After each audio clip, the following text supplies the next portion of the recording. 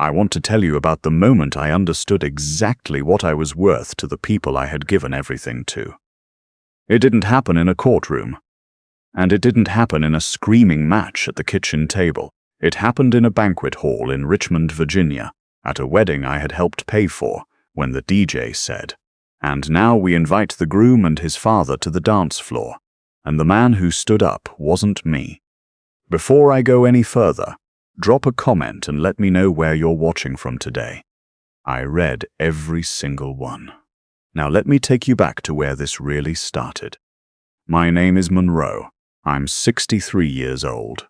I spent 32 years running an electrical contracting business out of Henrico County, Virginia. I built it from a pickup truck and a contractor's license into a company with 11 employees and a solid reputation from Richmond all the way down to Petersburg. I know what it means to do work nobody sees. To finish a job and hand someone the keys and watch them walk through a door that's lit up and humming and never once think about who ran the wire. I should have recognized the pattern in my own life a lot sooner. But I'm getting ahead of myself. I met Yvette in the spring of 2009 at a church cookout in the North Side neighborhood. She had a son with her, 11 years old, a quiet kid who sat at the end of the picnic bench and ate his hot dog with both hands and didn't say much. His name was Andre. When Yvette introduced us, he looked at me the way kids look at something they're still deciding about. I held out my hand. He shook it. Firm, for an 11-year-old. That was enough for me. Yvette had been through it. Andre's biological father, a man named Prescott, had been in and out of their lives for years, mostly out. Alcohol, bad choices, the usual story you've heard before. She didn't lay all of this out on the first date. It came out in pieces over the months we spent together, the way these things do, carefully, like someone showing you a room one corner at a time. But she was clear about one thing from early on. "It's just me and Andre now," she said. "We're a package deal." I told her that was perfectly fine by me. We got married in October 2010. She moved into my house off Staples Mill Road. 3 bedrooms, a finished basement I used as my workshop, a backyard, with a section of level ground I never got around to doing anything with. The first summer after the wedding, Yvette mentioned once that she'd always wanted to grow tomatoes. Just mentioned it, the way you mention things you've given up expecting. I built a raised garden bed that weekend. She grew tomatoes in that yard for 12 years. I never adopted Andre legally. Yvette said it wasn't necessary. Prescott was still technically on the birth certificate. I said fine. Paper wasn't what mattered to me. What mattered was showing up, so I showed up. I drove Andre to school when the bus came too early, and he slept through it. I sat in bleachers at his JV basketball games, even during the stretches when the coach wasn't playing him. When he was a junior in high school, I helped him with his college application essays at the kitchen table, the one by the window where the afternoon light came in at the right angle, going over his drafts line by line until they sounded like him, not like a form letter. He got into Virginia Commonwealth University on a partial scholarship. The rest was me. I wrote a check to VCU every semester for 4 years and I never once mentioned it over dinner. That's not what fathers do. After VCU, he decided he wanted law school. University of Richmond, 3 years. Tuition alone ran close to $40,000 a year. His mother told him we'd figure it out. I figured it out. I took a second draw on my business line of credit, an account I'd kept clean for 20 years, and paid that tuition every semester without complaint. I also co-signed the lease on his apartment off Patterson Avenue because his credit wasn't established yet and the management company needed a guarantor. My name went on that dotted line without hesitation. He passed the bar exam on his first attempt. I remember the exact moment he called. He said, "Dad Monroe." I passed. Dad Monroe. That's what he called me. 2 words with a comma between them, like a courtesy title, like he was being careful not to claim more than what had been officially offered. I told him I was proud of him. I meant it completely, and without reservation. He started at a small firm in Short Pump. Eventually bought a condo in the West End with a mortgage I co-signed again, because he was 2 years out of law school and his debt-to-income ratio wasn't there yet. I signed without being asked twice. He was my son. That's what you do. Then, about a year before the wedding, Prescott came back.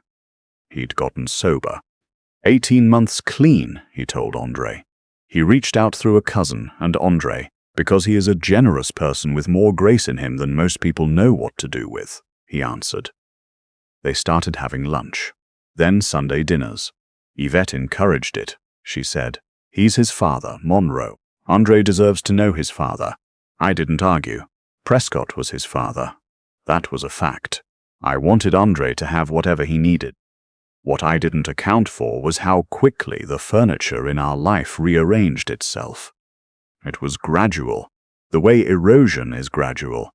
You don't notice it until the riverbank is simply gone. Prescott started coming to family dinners at our house. He and Yvette were cordial in a way that felt slightly rehearsed, like two people who had agreed on certain things in advance. Andre lit up around him. I understood that. The man had been absent for most of Andre's life, and here he was, present and sober and trying. Of course the boy lit up. I understood it, and I accepted it, and I kept writing the checks. I did try to say something. About 6 months before the wedding, I pulled Yvette aside one evening and told her, quietly, that I was starting to feel like I was becoming invisible in my own family. She looked at me with the expression people use when they've already decided the response before you've finished the sentence. "Monroe," she said, "nobody is replacing you. You're being too sensitive about this." I let it go. I know now that I should not have, but I let it go. The wedding was planned for the 3rd Saturday in September. Andre and his fiancée, Jenna, a pediatric nurse from Chesterfield County, a warm and genuine woman, had been together 4 years.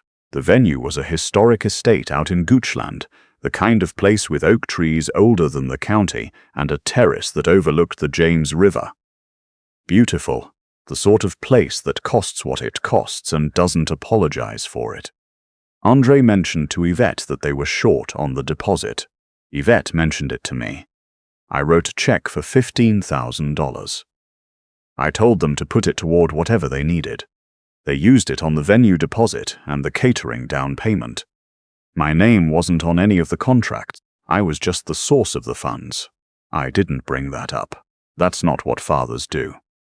The morning of the wedding, I dressed in the bedroom, the same room I'd slept in for 16 years. I put on the charcoal grey suit Yvette had helped me pick out at Nordstrom the month before. She'd said it made me look distinguished. I believed her. We drove out to Goochland together with September doing what it does in Virginia, the sky going blue and gold at the same time, and the roadside maples just beginning to turn. Yvette typed on her phone most of the drive with the screen angled away from me. I watched Route 250 and kept my thoughts to myself. At the venue, someone handed us the printed seating chart for the reception, a laminated sheet folded in thirds. I found my name on it, Table 11. I looked at Table 1, the family table. It had Jenna's parents, Andre's best man, and 2 others. One of them was Prescott. Yvette's name was at Table 1. My name was at Table 11.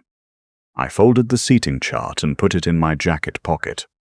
I did not say a word. I found my seat. Good people at the table. Friends of the couple. Some of Andre's colleagues from the firm. People who had no reason to know why I was sitting there. I introduced myself, made conversation, complimented a woman on her dress. The ceremony was on the terrace with the river as the backdrop, and the late afternoon light coming in the way it only does in September. That particular gold that doesn't last. Andre stood at the altar with his shoulders back and his chin up, and I thought about the 11-year-old boy at the end of the picnic bench. I thought about the VCU tuition. I thought about the law school. I thought about his voice saying, "Dad Monroe." I passed. I thought about all of it, and I applauded with everyone else when the minister said, "You may kiss the bride." At the reception, Yvette sat at Table 1. I sat at Table 11. The dinner was good. The toasts were warm. Then the DJ came to the microphone and said what DJs always say at these things. We'd like to invite the groom and his father to the floor for a special dance. Prescott stood up. Andre walked toward him from across the room. They met in the center of the floor, and Andre put his hand on Prescott's shoulder, and the music started. Something slow that I didn't know the name of, and the whole room watched. Phones came out. The light from the chandeliers caught the dance floor and made everything look softer than it was. Yvette had her hand pressed over her heart. I sat at table 11 with a glass of champagne I never drank. Later in the evening, after the formal dances were done, Prescott found me near the bar. He was wearing a deep burgundy suit, freshly pressed, and he had the kind of easy smile that costs the man wearing it absolutely nothing. He extended his hand. "Monroe," he said, "good to finally do this properly. I hear you've been a solid presence for Andre all these years." I shook his hand. I looked at it for a moment. "He's a good man," I said. "He really is," Prescott said. He nodded slowly, with the easy confidence of someone claiming credit for a harvest they didn't plant. "Takes a whole team, you know how it is." He moved on. I stood there with his handshake still in my palm, thinking about every tuition check and every co-signed document and every $15,000 written without asking for a receipt. I found Yvette on the edge of the dance floor and asked her to dance. She smiled and said she was tired. I told her I was going to get some air and headed toward the parking lot. She said okay without looking up from her phone. I sat in my car for a long time. The reception sounds came through the walls of the venue, muffled and warm. I took the seating chart out of my pocket, table 11. Then I looked at the wedding program someone had handed me at the ceremony. Under the heading listing family members, I found it. Prescott, father of the groom. And 3 lines below that, buried in the acknowledgement section alongside the florist and the venue coordinator. Monroe. No title. Just my name, standing alone in the column like a vendor who'd done a good job. I drove home. Yvette texted around midnight that she was staying at her sister's place in Midlothian with the out-of-town family. I said that was fine.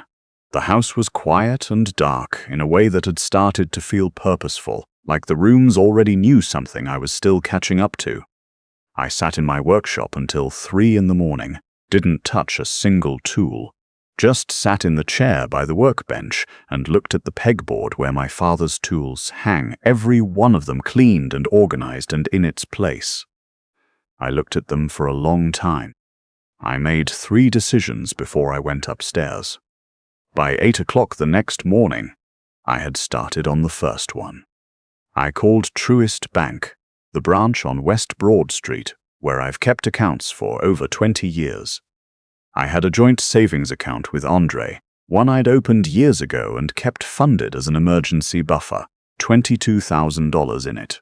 I told the representative I needed to remove myself as a joint holder and transfer my portion back to my primary account. She paused. "You want to do that today?" she asked. I told her yes. The second call was to the mortgage company holding Andre's condo loan, the one I'd co-signed 18 months earlier. I spoke with a loan officer and told him I was formally beginning the process of removing my name from the co-signer agreement. He explained that Andre would need to refinance in his name alone. I said I understood completely and asked for the paperwork to begin. He said he'd notify the primary borrower. I said please do. The third call was to a woman named Terry Baxter, a real estate agent I'd known professionally for years. I told her I was thinking of listing the house. She asked if I was sure. I told her I was past sure. I was finished. She came by 2 days later, walked through every room, checked the mechanicals, ran her numbers. She paused in the basement and looked at the workshop. "Your wife know about this?" she asked carefully. "She knows I work hard," I said. "She'll find out the rest." Yvette came home Sunday afternoon, still warm from the wedding weekend. She told me it had been beautiful. She told me Prescott had been so moved during the father-son dance that he cried. She asked me if I'd had a good time. I told her I'd been comfortable at table 11. She looked at me. Monroe, don't start.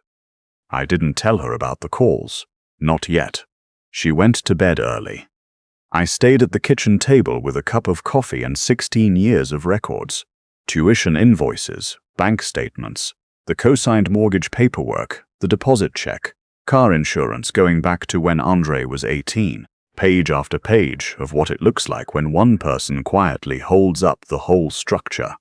I went through every page. The listing went live on a Thursday morning. An offer came in 11 days later. A couple from Fredericksburg. He was a systems engineer. She was a pharmacist. They had a daughter in middle school. Pre-approved, ready to close fast. They came in 3,000 under asking. I counted at 1,000 under. They took it. I signed the closing papers on a Tuesday morning in a title office off Broad Street, under fluorescent lights that hummed the way a fixture does when the ballast is going, and nobody's gotten around to replacing it. My hand stayed steady through all of it except once, near the end, when I thought about the garden bed in the backyard and 12 years of tomatoes. Then it steadied again. I signed. Andre found out the same afternoon Yvette did. He called me 20 minutes after the news landed. His voice was different from the confident attorney voice I'd been hearing for 3 years.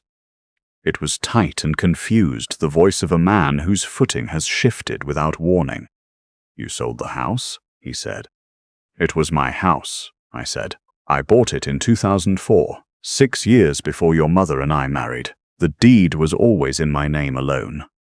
He mentioned lawyers, what his mother was entitled to, what I'd done. I let him talk. Then I said, "Andre, look up Virginia law on separate marital property. Then look at the records I'm going to email you tonight, 16 years of records. After you've done that, you can call me back." He didn't call back that day. Yvette called. I answered on the 4th attempt. She was not calm. She said things about cruelty and ingratitude and what kind of man does something like this. I listened until she was finished. Then I said, "Yvette, you put me at table 11 at my son's wedding. You let them print my name in the acknowledgements between the florist and the caterer. 6 months ago, I tried to tell you I was disappearing from this family, and you told me I was being too sensitive." She hung up. I had already rented a small house in Richmond's Museum District, just off Monument Avenue. 1 bedroom, a narrow backyard, a detached garage I immediately began converting into a proper workshop. The rent was manageable. The quiet was something else entirely. Not the leftover quiet of a house that had started forgetting you, but the chosen quiet of a space that existed only for you and no one else. I moved my tools in first. My father's tools, every one of them, back on a fresh pegboard in the garage. I stood there the first evening and looked at them in the new space and thought, there you are. My neighbor to the right was a woman named Claudette. 70-something years old, retired from the postal service, with a front porch she used the way most people use a living room, and a way of talking that made you feel the conversation was heading somewhere useful before she'd even finished the first sentence. She brought over a pound cake the week I moved in, and we ended up sitting on her porch for 2 hours talking about weather and the neighborhood and nothing in particular. The way you do when you're not yet ready to talk about the thing you actually need to talk about. About 3 weeks later, she looked at me over her sweet tea and said, "You got that look." "What look?" I asked. "Like a man who just set something very heavy down," she said, "and his arms don't know what to do now that they're empty." It was the first real laugh I'd had in a month. "The arms figure it out," she said, nodding toward my garage. "Hands always find something worth doing." She was right. I started building furniture. A side table first, just to have somewhere to put the evenings. Then a set of bookshelves for Claudette's hallway, because she mentioned once that she had more books than places to put them. Simple, clean work. Cedar and walnut. Things that would hold weight and last. Andre texted me in November. 3 words, "Can we talk?" I looked at it for a long time. I thought about him at 11 years old at the end of a picnic bench, calculating something with quiet eyes.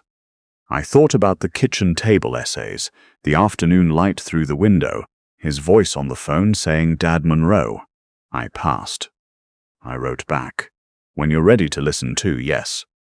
We met at a coffee shop on Carey Street the following week. He sat down across from me and left his phone in his pocket. He told me Prescott had stopped returning his calls about a month after the wedding. Apparently the sobriety had not held past the celebration. "He came because Mom asked him to," Andre said. He was looking at the table when he said it. He got his moment and he left. I haven't heard from him since. I didn't say anything. Some things don't need commentary. "I looked at the records you sent," he said after a while.